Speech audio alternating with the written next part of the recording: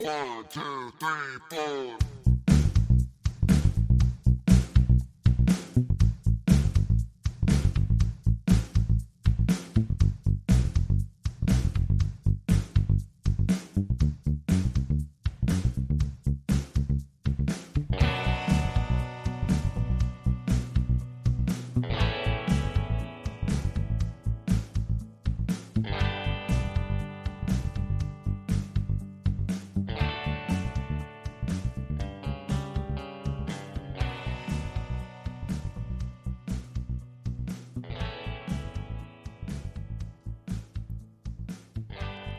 Welcome to the Recovery Chapel podcast, where we try to make our community a better place. We share our recovery stories and inspirational real talk content. We hope these stories help you find strength and hope from our experiences. We at the Recovery Chapel podcast studio are not in association with any other fellowship or faith. All are welcome and loved. Thank you for joining us today. Please share, like, and subscribe as new episodes will be brought straight to you. You can also keep up with us and get involved at www.therecoverychapel.com. Again, that's www.therecoverychapel.com. Help keep us on the air by going to our website and donating. Whether you help through monetary donations, volunteering your time as a guest on our podcast, or spreading our mission through sharing with others, thank you. We couldn't accomplish our goals without the help of sponsors and supporters like you. And here is your host, our recovery pastor, Ray. Nick, welcome. Thank you. It's good to be here. I'm glad you're here, man. Yeah. You're just an awesome guy, and I just want to say that right up front. I mean, I'm glad that you say it, but hopefully I will not disappoint. I don't want to prove you wrong. You're doing some awesome things with your church, like the Story Church. You're actually got a new title. Yeah. So officially, it's just given a title as director of worship ministry, which is pretty awesome considering I feel like I have a calling on my life to do music ministry, and I felt that since I was a young kid. So it's just kind of God confirming to me what I'm supposed to be doing. Right on. Just knowing you personally, 4 years ago, man, that's not in the cards. Like no. 4 years ago, if I was in your house 4 years ago, it was probably bad for you, or at least for the stuff that was not bolted down 4 years ago. Definitely not. I mean, it wasn't always like that, but I have definitely come a long way from where I used to be with the help of God. Right on, man. So if you would, just share with us a little bit of your experience, then we'll get into where you find strength, and then hopefully deliver some hope. Yeah, absolutely. So just a little bit of backstory. I was not the kid that was raised in like a dysfunctional household or had like abusive alcoholic parents or anything like that. I had a pretty decent upbringing, even though my parents were never married. But to kind of sum it all up, I was the kid who brought my Bible to school every day. And I never went to parties in high school. I wasn't like a drinker. I didn't ever smoke weed. Graduated high school as a virgin, and definitely was not the one that you would like invite to the party after prom or anything like that. I was just not that kid, because my idea of fun was spending most nights each week at my high school youth group, being plugged into the worship team there and learning how to play guitar and sing songs. And then one of my favorite things to do was talk theology with people that were much smarter than me and get into like very deep conversations about the doctrine of election or transubstantiation, or, you know, whether my free will actually contradicted God's will and how I could know for sure that there was a plan for my life. All of these like deep theological ideas as a high school kid, you know, that was just trying to figure out what to do with my life. So yeah, you were cool to hang out with. I mean, yeah, nobody was trying to like come and hang out with me whatsoever. I was not the life of the party by any means. It stayed like that, honestly. I graduated high school at 17, And I packed up everything I owned into my Volkswagen Jetta, and I drove all the way to Alaska from Bakersfield, California, to go to college at University of Anchorage. And to clarify, I was also watching the movie Into the Wild, like a lot. And so I think that had a lot to do with why I like romanticized about, I want to move to Alaska. It's going to be great. And clearly I didn't pay very much attention to the fact that the main character in that movie dies in a school bus in the snow at the end of that movie. So I packed up everything I had and I moved to Alaska, did my first year there, and the summer was beautiful. I loved the summer and the fall. It was great. The sun was out all the time. Majestic landscape. But the winter is like pitch black, negative 40 degrees. The wind is blowing, and you could literally die if your car breaks down on the side of the road and you don't have like emergency supplies because it's so cold outside. Your car will not start ever again if you don't like plug it in at night or put alcohol into your gas tank.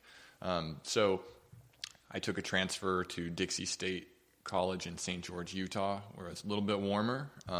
Was also the only kid living on campus that was not affiliated with the Latter-day Saints Church. Oh, wow. And so that was interesting for me to be able to kind of learn some different perspective, because like I said, I like to be the kid who talks theology. So I found myself in a lot of theological debates there. But very shortly after that, I was just kind of complacent, and I was getting bored with being in college. I still wasn't really sure what I wanted to do, and I was managing a MySpace page. I'm dating myself now because MySpace was a thing back then.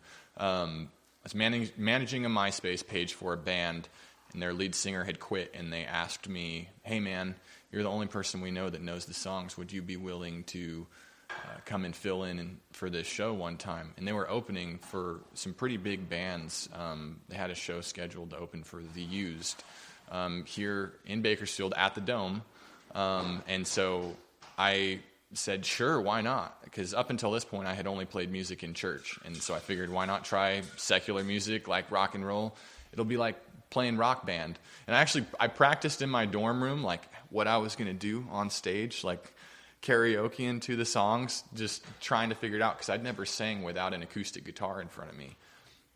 And I made the drive to the show, played in front of hundreds of people. I think there was almost 1,000 people at that show, which was the biggest crowd I'd ever played for. And as soon as I got on stage, man, it was like, I loved it. I loved the fact that these people were just screaming and just like trying to touch you. And they thought you were like a rock star, even though we were not rock stars. We were just opening for people who actually were successful and good musicians. But because they all wanted good seats, they got there and they were going to listen to the opening band too. And we would just eat it up, man. And there's some video that's floating around there online of that actual show. And I look back on it sometimes. I'm like, man, I thought I was so freaking cool. And now I'm kind of embarrassed that the video still exists. But that like pride monster inside of me started to grow. And it started to grow very fast. Because like I said, I was the kid who didn't get invited to parties in high school. I was not cool. You know, carried my Bible to school every day. Nobody was trying to like go to prom with me or hang out with me at all.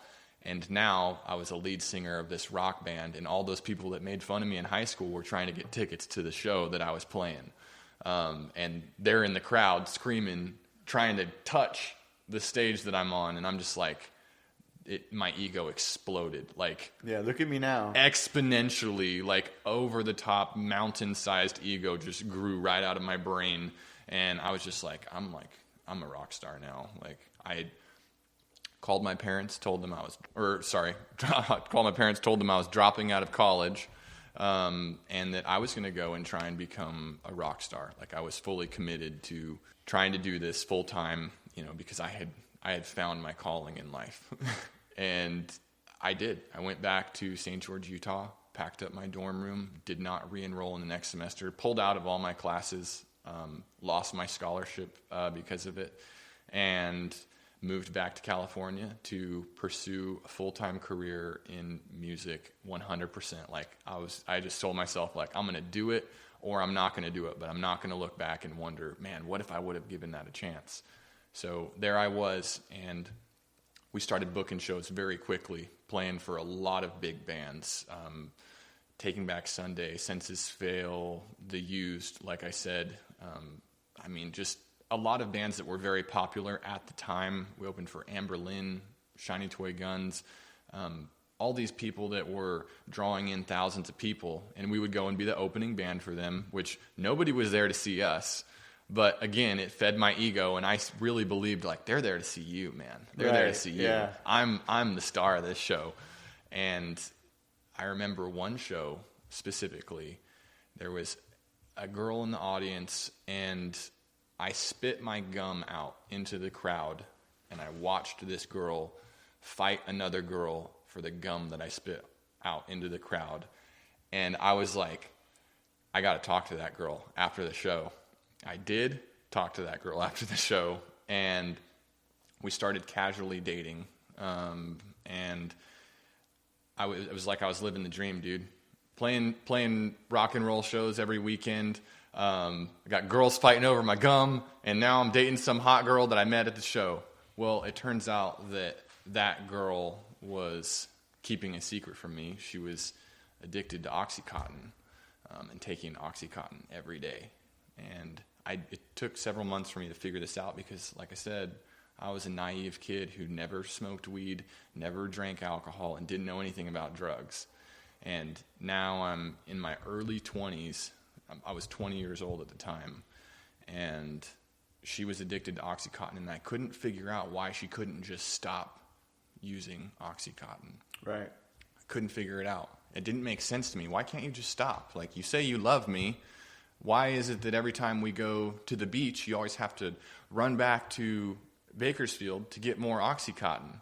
Like, that doesn't make sense to me. Why not just, like, keep having fun at the beach, and then if you need some more Oxycontin, like, just get it in a couple days? It didn't click in my brain what addiction was whatsoever. Phenomena of cravings, right? Right. So this was on Halloween of my 10 years ago. Wow, exactly. That night on Halloween of my 20-year-old life, I asked her to let me try some Oxycontin. She said that she didn't have any, so I took her purse and just dumped it upside down inside of my room. And I remember one single OC80 rolled out of her purse, and I told her, look, I know you want this pill.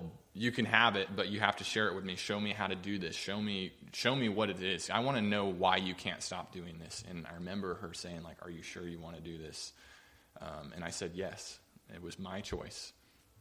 And I tried Oxycontin that night, and I remember the feeling. It just kind of clicked in my mind, like, oh, wow.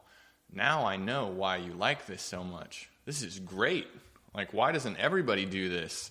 I feel like no pain whatsoever. I feel like alive and happy and energized and relaxed all at the same time.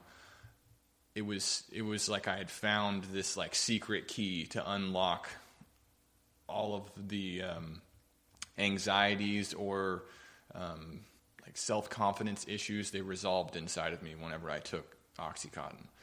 And that led me on a journey of regularly beginning to take Oxycontin for several months. So I get about 6 months into my Oxycontin use, and the girl that I was dating, the same one from the show, she had worked at a pharmacy. So clearly she had a great way of acquiring the Oxycontin. So I never had to pay for these drugs, and so I never ran into a situation where I wasn't able to use them. I just consistently took them, and it was like, hey, this is cool. Everybody probably does this, you know. I knew a lot of people were doing it, but you didn't want to tell everybody because it was kind of like taboo or whatever. Mm-hmm. And then the manufacturer of Oxycontin stopped making Oxycontin in the formula that everybody was abusing. They switched the formulation to something called an OP, which if anybody does Oxycontin, they know what I'm talking about, or did Oxycontin. And you couldn't abuse it the way that you previously were able to. So everybody was scrambling, trying to get the last existing OxyContins out there, and that was